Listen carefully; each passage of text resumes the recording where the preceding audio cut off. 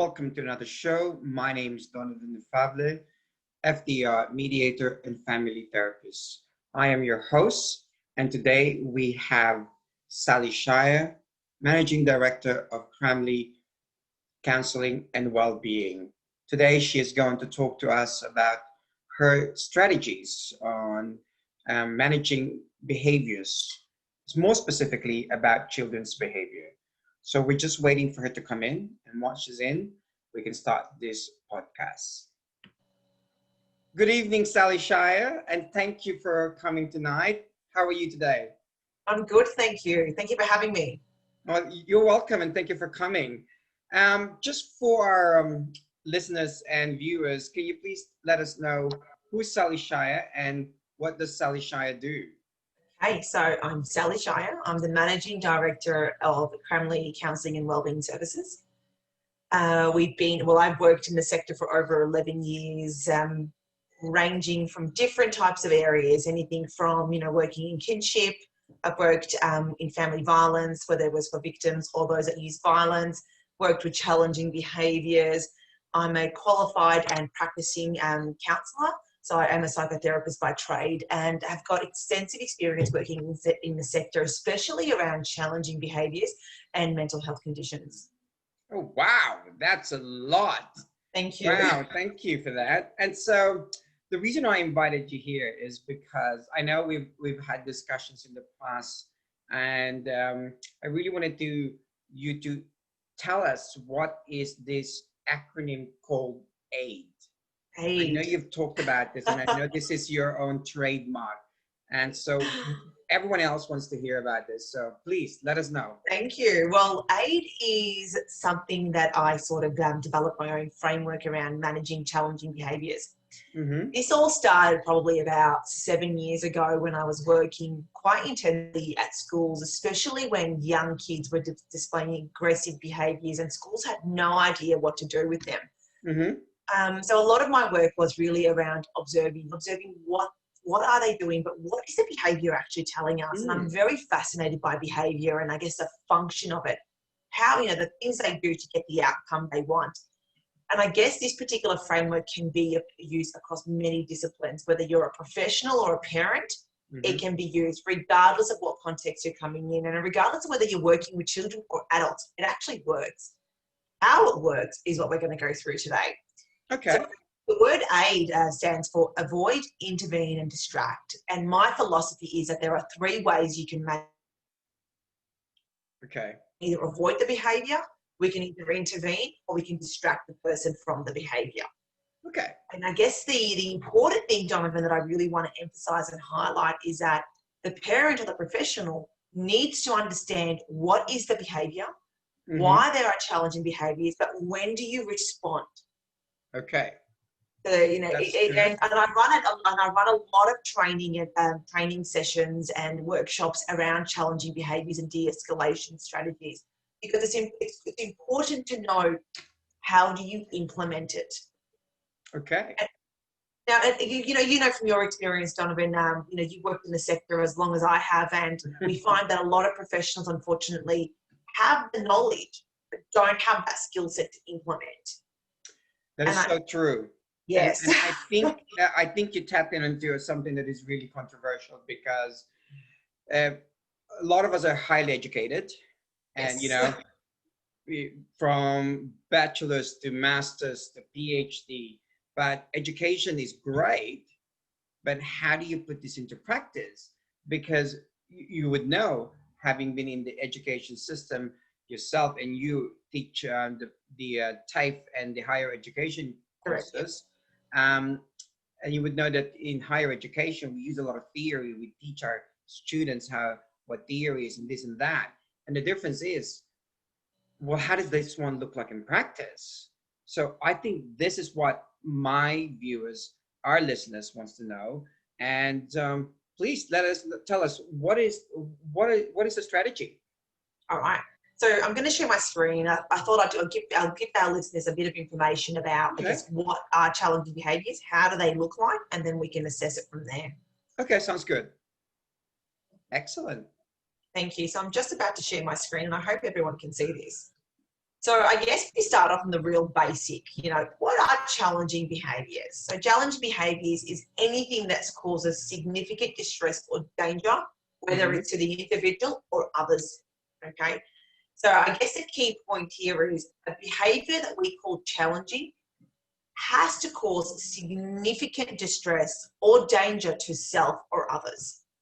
Okay, so for example, if my son, turns around and says, I'm not going to have my dinner tonight, that is not challenging behaviours. Okay, so it's really about knowing when to use it and when not to use it. And it usually consists of outbursts of aggression or outbursts of resistant type of behaviour that we see. Okay, so there's the aggression and then there's the avoidance there. So if you look at the aggression is I'm going to get something, and the resistance is I'm avoiding these situations. Okay. Sorry, the assumptions of behaviour is around whether behaviour is learned. So there's a lot of arguments around, and especially if we're working with, a lot of, with challenging behaviours, especially with young kids, and, you hear that term is this behaviour has been enabled, this behaviour has been learned. To some extent, I agree. I do believe that behaviour can be learned, can have a massive influence on a young person or a child's upbringing, whether it's home or environmental experiences. Behaviour can be learned and can be enabled as well. Yes. Behaviour is lawful. When I'm talking about lawful, we're really talking about the behaviour can be predictable based on past events. Okay. So for example, if I was to say, every time I make, hypothetically, spaghetti bolognese, I know my son is not going to eat and he's going to refuse and throw a tantrum. I can predict the behaviour because I know what happens. So it's lawful. Behaviour is escalated, and that's usually through practice. And we see that a lot when mums and dads usually go grocery shopping and kids will throw tantrums and yell and scream down the aisle to get what they want. Because it's practice. They know what to do and they know they're going to get the outcome. Oh, I used to do that. There you go. We all used to do that. I did that too. So mum and dad just go, yep, I'm done. I've had it. Get what you want. You've just, I've had it. Today's a long day. Okay. And the most important thing to understand that behaviour can be changed. Behaviour can change. It's about persistence and consistency. Okay. I hope this sort of makes sense around the assumptions of behaviour that we're talking about. Yes, it actually does, because I actually have to agree with you with the learned behavior. In my practice as a family therapist, I actually talk about learned behaviors, because we have, and the argument has been going on for thousands of years, and I don't think it's going to end anytime soon, whether behaviors are learned or it's in our DNA. And I think a lot of research would show that we do have the basic instincts, which is part of our DNA, and then everything else is learned behavior. So if we look at that, I think it's 50-50. It's 50-50 DNA and 50-50 learned behavior. And then when they marry up, then that's where the challenging behavior becomes problematic. Would you agree? 100%. And I also think it's about parents, how, I guess, parents or other authority figures, how do they enforce that behavior? Good point. Okay. So we'll go into that. I'm really glad. I love behaviour and I get very passionate about it. Yes. So there are three major influences to behaviour. So you've got the biosocial factors, you've got the psychological factors, and behavioural factors. The biophysical factors, as you mentioned, is in our DNA. So it could be a medical condition, it could be a disability. These are things that we're sort of born with, really. Psychological factors is emotional trauma or lack of social skills. Okay. So we hear that a lot, this particular child has got severe trauma and this is why that's their response to trauma. So that's a psychological factor, not a biophysical. And then you've got the behavioural factors, it's learned through reinforcement, consequences of adaptation to social practices, meaning that, and I wrote student here because this is something that I presented recently to schools, is that, behaviour is repeated and misbehaviour usually gives them what they want, so it gives them the outcome. So if Jimmy always jumps up and down on the chairs, the teacher's eventually going to go, get out of my classroom. But that behaviour was enforced and he got rewarded for it. So, if we look at, for example, what causes these challenging behaviours, I'm a big believer of triggers. And triggers are caused by our sight, our sound, our touch, our smell, and our taste. You know, the brain works in an amazing way. We don't just automatically snap and just start, you know, misbehaving. We're triggered by it. What are these triggers and how is that activated? And it's usually based around our 5 senses. And, you know, and it really starts with the most common one. It's usually sight. It's either we see something, the color or a person, and then followed by, you know, sound. Are we hearing a loud noise, a beeping horn, sirens from a police, for example, a police car, followed by touching. So it could be, you know, you're touching someone, your teacher, and then you realize that, you know, your mother's blouse used to feel that way, and it reminds you of an event that occurred many, many years ago. And obviously the lucky last one is followed by smell and taste, so someone's perfume and so forth. Yes. And then you'll find that, you know, sorry, I didn't mean to cut you off. No. I agree with you, because it's interesting you should say this, because I'm not sure if you heard of this new trend or theory that is, they talk about sensory ethnographic research. Yes. So in the sensory ethnographic research, you use just 5 senses. It's going back to the basics. What do you see? What do you hear? What do you touch? What can you feel? What can you smell? What you can taste? And it's really important to understand what is going on for the young people, to understand what they're seeing. And earlier you talked about, I think you said you're observing people and young people, and that's how you came up with your strategy. Again, that goes back to the ethnographic approach. It's really about observing people. I think this is important for parents to understand, is that they need to see what is going on for their child, and what are the senses telling them, and what they observe. I'm sorry, I didn't mean to cut you off. I just had to say that, but go on. No, and I'm glad, because there is research out there that does say that triggers actually plays a massive part. And even if you're doing a behavioural assessment or functional assessment, we'll always ask, what was the trigger? You know, we'll always ask those questions. And even, for example, whether you're at school, the antecedent, what happened before the behaviour? What was the trigger? What occurred? We're always asking these questions. Yes. And this is where, you know, our 5 senses can be a really good indication of what went wrong and what could we have done differently. Excellent. So the causes of triggers, and this is, I guess, the biggest thing I really want to highlight. A trigger is a thought about a situation that leads to an inappropriate response to that. So in other words, it is not the feeling that's a problem. It's how young people think about these feelings and what they say to themselves that causes these problems. Oh, excellent. I'll always say this to all of my clients, or even when I'm training or I'm working with professionals.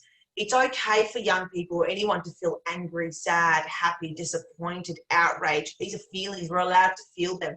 What we do with these feelings and how we respond to them is what becomes a problem. Yes. Okay, so it's okay. These are emotions. Emotions are natural and fine. How we respond to them is when it becomes a problem. So that's pretty much what I'm highlighting there. Yeah. I love the brain. Donovan, you talk a lot about the brain and behaviour, because everything's intertwined. It all just connects and fits together. So the exact brain functioning behind trigger is really not that understood. We don't really understand 100% how it works, but we do know that it works. Triggers tend to work. It triggers something in the brain. And that's where, you know, you look at, the emotional side of the brain, of the fight, flight, freeze response. Every single human being has certain types of responses to certain emotions or to certain triggers. And we either run away from a situation, we fight it, or we tend to freeze.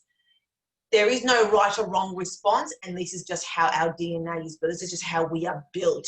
Which one it is, it differs on certain situations, and it differs on our ability to regulate and build up on our resilience. So I guess we'll go into it. According to Dr. Dan Siegel, he states that there is an upstairs brain and the downstairs brain. So the top part of the brain isn't fully developed until our mid-20s. So what that means is that we always generally use the bottom part of our brain, which allows us to act before we think. You know, it is our fight-flight responses, it's our emotional reactions, our bodily functions. In order for us to use a top part of the brain, professionals, parents, educators, everyone in the community, everyone, it's a unit, we're all combined together. We need to teach people how to stop, think and act. but mainly how to use their top part of their brain, which is the decision making, which has control over emotions and the body functions. It allows us to use empathy and have self-awareness. Yeah, very good. You know, I found that through my years of therapy and counselling, a lot of clients, I found that the self-awareness is what we lack. We're not aware of what we're doing and we don't realise that it's a problem. Once we have self-awareness, we're able to build those little ladders to the top part of the brain, implement change. Okay. I get very passionate about this, but this is what Dan Sal really talks about. I'm going to ask you a question later on, but I will keep that in the background. Keep it in the background because I'm almost there, I promise you. Like I mentioned, behaviour is amazing and behaviour has only two functions, nothing else. It's either to get something or to get away with something. That's the only functions of behaviour. Okay? So this is where Rudolf Druckis's model comes in around behaviour. And he calls it the mistaken goals. I guess I've developed my own one based on the wrong ambition, I call it. But I'll focus on Druckis's model around the mistaken goals because I find it's a bit easier to understand, especially for families or parents that are dealing with challenging behaviours. So Druckis states that there are four major mistaken goals that young people or children display, whether it's power and control, attention seeking, fear of failure, and revenge. Okay? He states that the fear of failure and the revenge are the most dangerous ones, and this is when we need to intervene and act right away. Okay? So power and control, I'll show you who's in charge.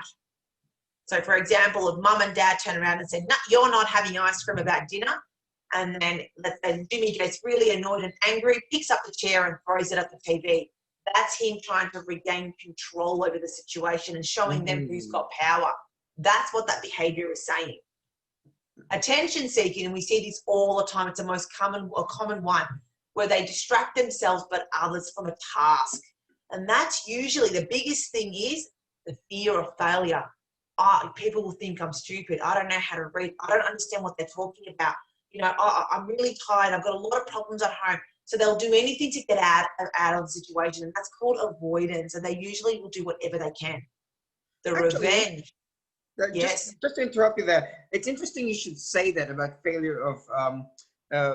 failure to, you know, because I was listening to a podcast by Mel Robbins, and she talked about that the attention seeking, because she was saying that her son would distract the class because in her podcast, she was saying that her son couldn't read very well. So that he wouldn't have to read, he would distract the class. So that's an interesting piece of information that you just said. But we'll talk more about Mel Robbins later on. But go on, sorry. No, that's fine. And then revenge is, you know, is when we see these aggressive behaviours, or, you know, young people or children, or even sort of using that follows through with the violence. They'll stab someone, or they'll really physically hurt someone. They will do things not just to hurt others but hurt themselves, and we call that an eye for an eye, or that's what Druckis calls it. So my model is really based around I call them the wrong ambition, and I've got three major ones. The first one is inadequacy and fear. The second one is control and manipulation, and power and revenge. So my aid is really based around the wrong ambitions, but I really wanted to highlight the mistaken goals because I find that that's a bit easier for parents to follow and understand. Yeah. And here it is. This is the framework, everyone, that we've all been waiting for. Aid. I always thought about this, you know, how can I aid this kid when I used to be called into schools? I said, oh my goodness, this is urgent, help us, help us. I'd always think, what can I do to aid? Do I either avoid it? Do I intervene, or do I distract? And I really thought about it. And usually, you know, most behaviours we can avoid, we can walk away from, and usually it's easier and safer to do that with younger children. We intervene when we see that behaviour is escalating and there might be aggression, and we distract if we sense that the person's getting escalated and unable to regulate. So this is where we start implementing aid, everyone. Excellent. So ask yourself, this is the thing that I always say, ask yourself, should you ignore the behaviour? Should you intervene, or should you distract? Okay. Good questions. They're good, very good questions. They are good questions, and usually parents will go, oh, you know, I had to intervene, and because, you know, he was getting so upset, and yeah, he just wanted a cuddle. Perfect. Okay, so you intervene when the behaviour should have been avoided. Okay, I have a question about intervening. Yes. How do you intervene without physically touching your child? Because I know that in my practice, parents would say to me, sometimes I have to intervene when my two kids are fighting, and in intervening, I would have to grab one of my child away from the other one. But then my child will turn around to me and say, you can't touch me. The school said I can report you to DHHS for physical abuse. And so parents don't know what to do. What do you say? That's a very good point. I've had that a lot as well, in terms of, you know, what do I do? Like, you know, especially schools, they go, we can't restrain the child, we can't do that. And, Yes. and absolutely. And I think there are a lot of restrictions around the intervention side of things that intervene. The way I would intervene is you need to be very alert and understanding when to intervene. So what I mean by that is, if I see that my two children are escalating, they're arguing, I would intervene by stopping it before the escalation gets to the point where it's uncontrollable. It's about knowing when to intervene. I guess that's the biggest thing. Generally, families or parents wait when it's a bit too late. Oh, look, there's an outburst again. Oh, here we go again. Jimmy, did you have to throw the chair against the TV? And usually what I say to the parents is, he would have given you lots of little warning signs, but you didn't pick up on them. Okay, fair enough. Okay. Yeah, so this is where we need to be a bit more alert and pick up when the person is distressed and not regulated, and this is where we jump in and intervene. We'll intervene by saying things like, you know, let's go for a walk outside. You know, Okay. Jimmy, come with me, let's go for a walk. Jimmy, there's something I want to show you that I found in your room. Would you like to join me? You know, Jimmy, are you hungry? It looks like you might be hungry. It's almost dinner time. You know, I can see that you're getting really upset. Can I give you a cuddle? Will that make you feel better?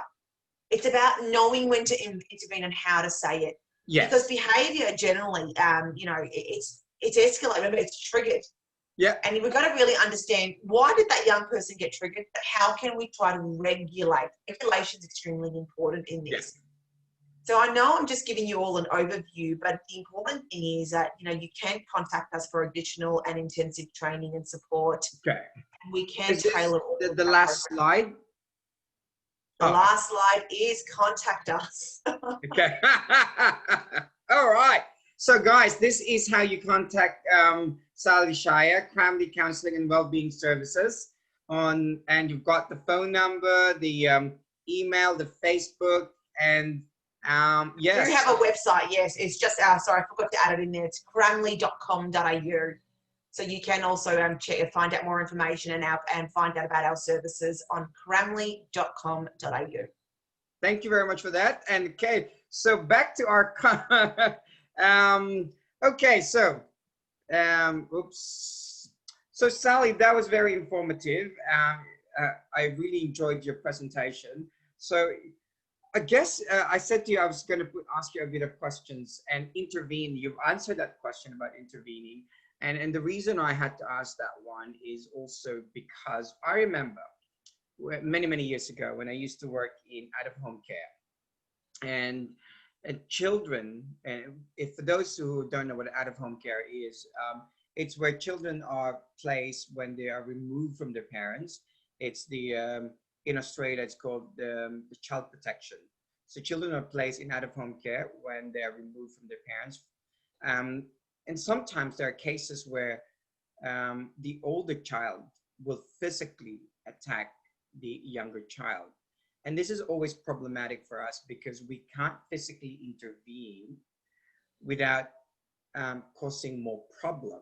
And so often we would speak to the child and say, please don't attack the other child. And we're almost like to the point of begging, but there's nothing we could do.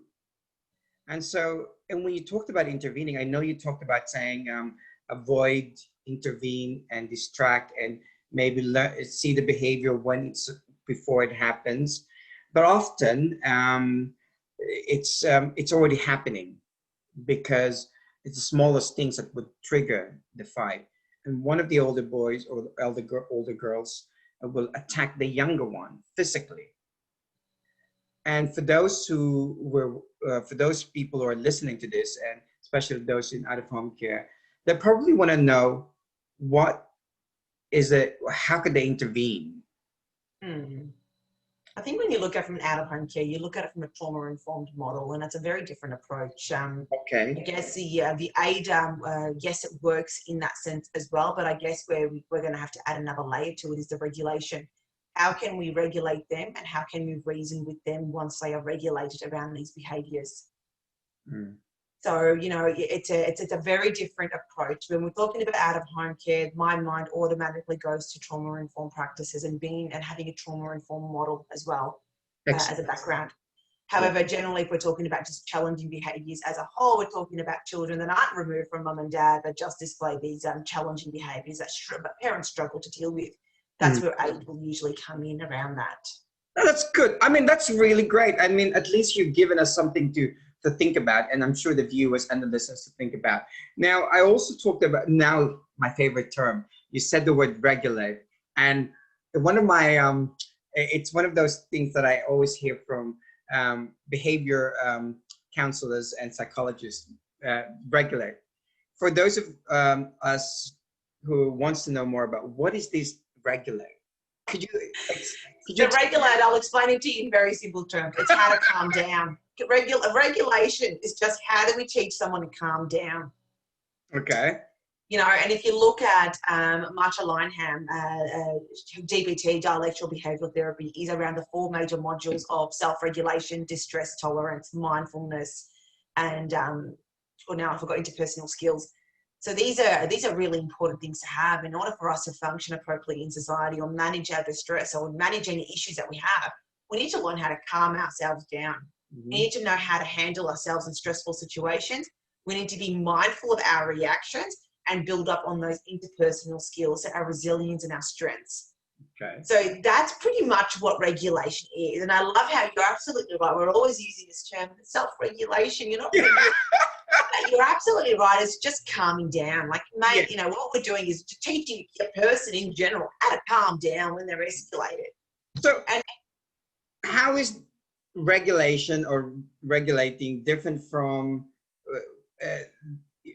what's the term that's the other one that they use, mindfulness? How are they different? Mindfulness is about being mindful of your surroundings, but being mindful of you and what your triggers are. Okay, so it's really about understanding when you're not in a right place, when you have escalated, but being aware how to bring yourself back down. That's mindfulness. Okay. So you hear us say a lot, you know, I'm mindful of what I'm going to say, which means that we're aware of, if we say, let's say A, it might give us a different outcome compared to B. So we're aware, we've got that self-awareness. And if you remembered earlier, I spoke about the top part of the brain, the self-awareness. That's a skill set that needs to be taught. Yeah. That's where mindfulness comes in. It's about using our grounding techniques to ground us from those 5 triggers, the 5 major senses that causes triggers. Very good point, because now I'm going to get to my last question. I read somewhere, Antonio Damasio wrote a research. I'm not sure if you're familiar with his research. No, I'm not. Okay, so his research talks about, it's always been the question, does the brain know first or does the body know first when it's triggered? And so he proved it in the 1990 research with the gambling research. He proved that the body, the physical body, knows before the brain. So I know that we in psychology, in psychiatry, and in mental health, we often talk about the brain. And even I, in family therapy, I had to learn about the brain. So, and we just talked about trigger. In that respect, how can we help the brain react better by using our body first? I don't know if that makes sense. Kind of does. Look, in terms of, I guess, his theory or research around that, I guess my training has always told me, and my understanding of behaviour, but about, I guess, the brain, is that it starts with the brain first. It's about how we process that information. you know, and then our body remembers. Our body remembers what the brain has told us. Okay. If that makes sense. It does make sense. Yeah. So I'll give you like a little analogy. For example, you know, I see a spider and I remember that I hate the feeling of spiders on me. So I cringe and my body just sort of shakes. You know, my body didn't touch the spider. I had a memory of it. And then the reaction was, the responses was in my body. Mm. It started from the brain. I had to see that image first. I had to see that particular object first. My brain processed it and went to its memory bank, and it reminded my body of how I feel about it. Interesting, because Dimasha said the opposite. He said that the body, so which is kind of interesting. I mean, hey, like you, I practice whatever is what is out there, and so it kind of challenged me, and so I was starting to change my practice and starting to talk about see the physical world, because your stimuli is always external. Everything is, most your stimuli are external. I can't say everything. I shouldn't say that, because there are some internalized part of our body. So everything is external. So the body sort of knows first, and then the brain, it's the opposite for Dimasha. It's the body sees it, and then the brains remember it, and then keeps a record of it, which is this, I think they're called schema, what they call them in psychology. And so it just stores there. And then I'm not sure if you've actually read the research of, Jill Bolte Taylor, and she talks about the right brain and the left brain. And she says that the left brain is like your memory bank. Nothing gets deleted. Your right brain sees everything now, and then before it deletes, it sends to the left side of the brain and keeps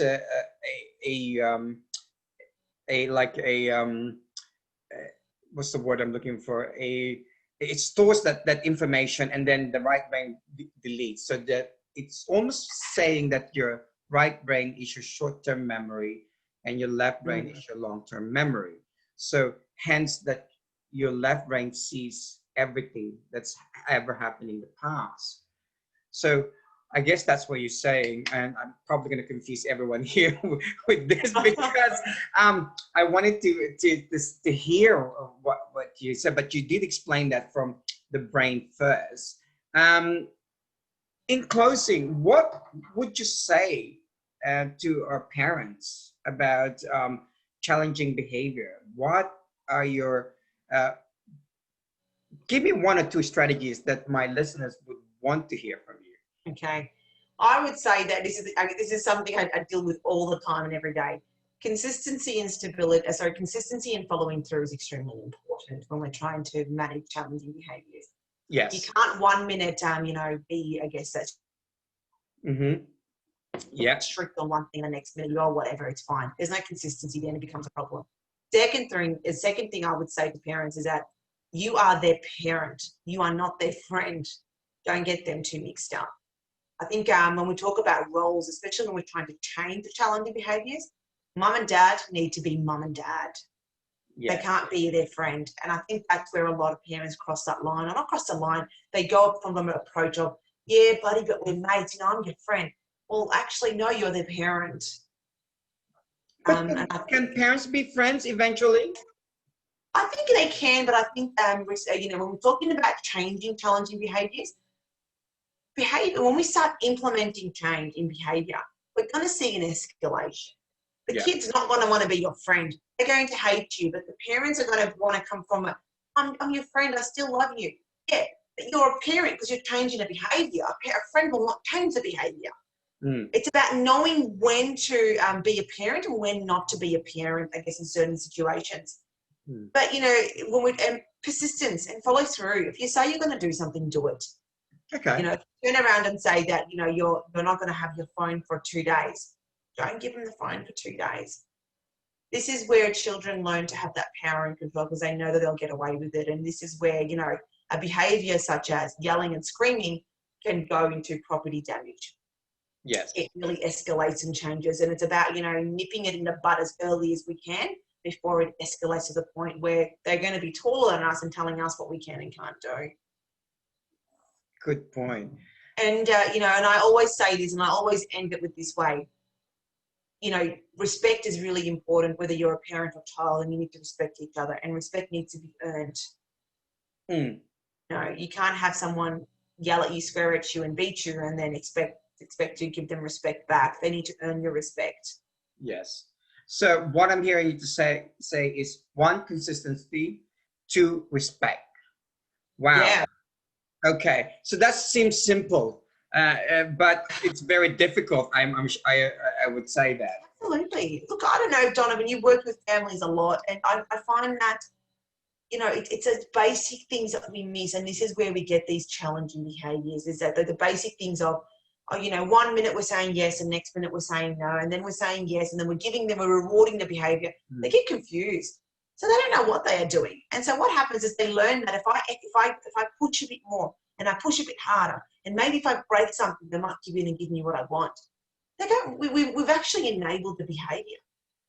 That's a good point. Do you know what? That's a good point. I'm going to invite you one more time, and I want to talk to you about enabling behaviors. And also, I have another friend, not friend, but colleague like yourself, who also deals with children.